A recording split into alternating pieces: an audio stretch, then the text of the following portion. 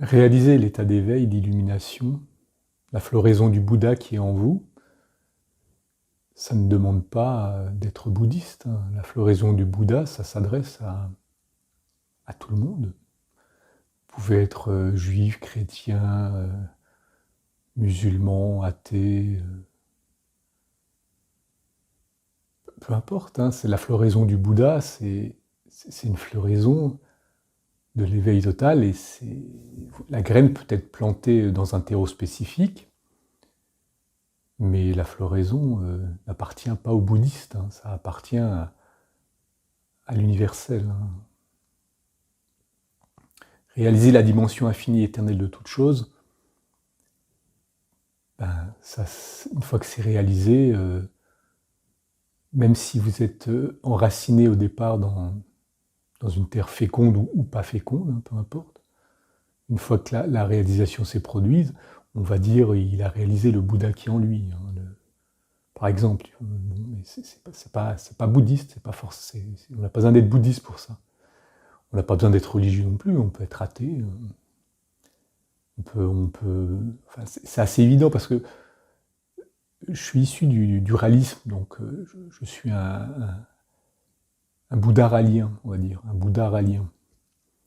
Bon voilà, alors ça crée un problème souvent chez les gens parce que le fait que je puisse être ralien à la base, ça dérange. Bon, chez les raliens, certains raliens sont dérangés par le fait que l'éveil s'est produit, que j'ai réalisé l'éveil du Bouddha. Bon, voilà, ça peut déranger des deux côtés, mais c'est un obstacle pour celui qui observe. Parce que la réalisation s'est produite et on peut être dérangé par le fait que certains viennent de certains milieux, certaines croyances.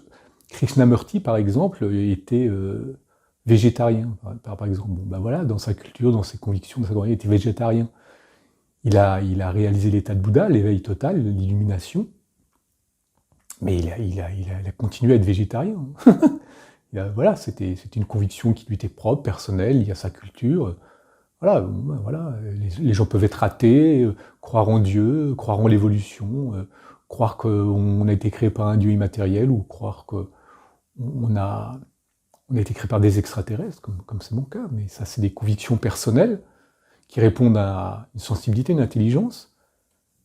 Et voilà, on peut être issu de n'importe quel milieu et réaliser l'illumination, l'éveil, réaliser l'état du Bouddha. C'est pas vraiment un état, l'état du Bouddha, la floraison du Bouddha. L'état, c'est pas un état, c'est un état dynamique, c'est quelque chose qui fleurit. Et vous pouvez le faire maintenant tout de suite. Alors évidemment, la dimension infinie éternelle de toute chose, ça peut ébranler toutes vos convictions, certaines convictions en tous les cas, quoi.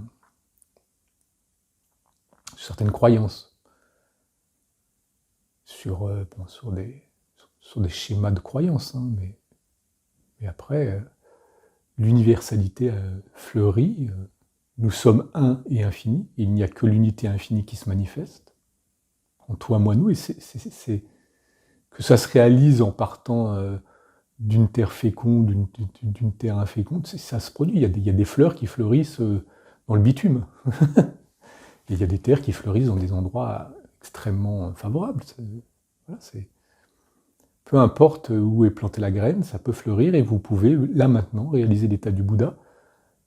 Évidemment, à un moment donné, les convictions, les croyances, il faut les mettre un peu de côté et ressentir. C'est pas dans le domaine de la sphère de la conviction, de la croyance que fleurit l'illumination.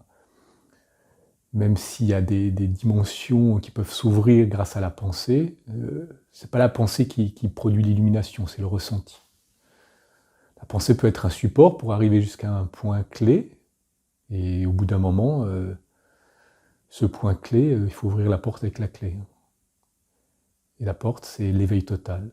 Cette dimension infinie de chacun d'entre nous. Il n'y a qu'un, et nous sommes ce un. Il n'y a que l'infini éternel qui se manifeste, et nous sommes sa manifestation. Tout est sa manifestation. Les humains autour de vous, les animaux, les végétaux, les minéraux. Tout est la manifestation de cette unité sous une forme ou sous une autre. Et on appelle ça l'infini, l'unité infinie éternelle. je préfère appeler ça comme ça, c'est simple, hein, d'autres gens peuvent l'appeler autrement. Mais l'unité infinie éternelle, ça correspond bien, c'est le mot qui correspond le mieux, mais le mot n'est pas la chose. Il faut aller au-delà du mot pour ressentir que vous êtes cet infini. En vrai, il n'y a pas de vous, il n'y a pas de toi, de moi, de nous. Il n'y a que l'unité qui se manifeste dans une diversité. Mais pour que cette unité puisse se manifester dans une diversité et se révéler à elle-même, il y a l'illusion de toi, moi, nous, les végétaux, les animaux, les minéraux, les galaxies, les plantes, les diversités, toute forme possible. Hein, et cette illusion est nécessaire. C'est un contraste nécessaire. On peut, par contraste, percevoir l'unité infinie que nous sommes. Et c'est l'éveil total, la floraison du Bouddha. On est comme conditionné par le capitalisme dans une culture de l'avoir. Avoir une bonne note, avoir un diplôme, avoir une maison, avoir une voiture, avoir des enfants. Avoir.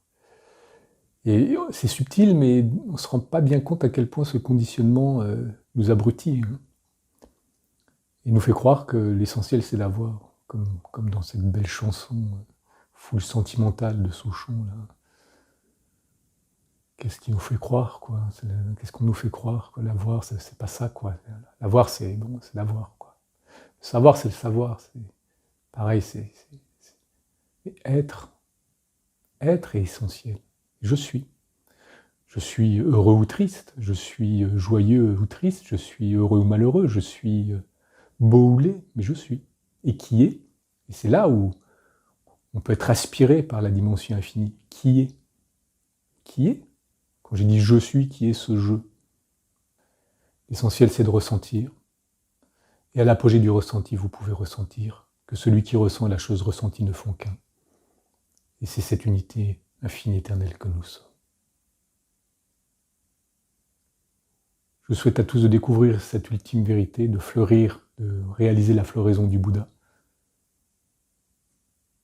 qui est au-delà des mots, au-delà des pensées, au-delà des croyances. J'ai fait pas mal de vidéos sur le sujet.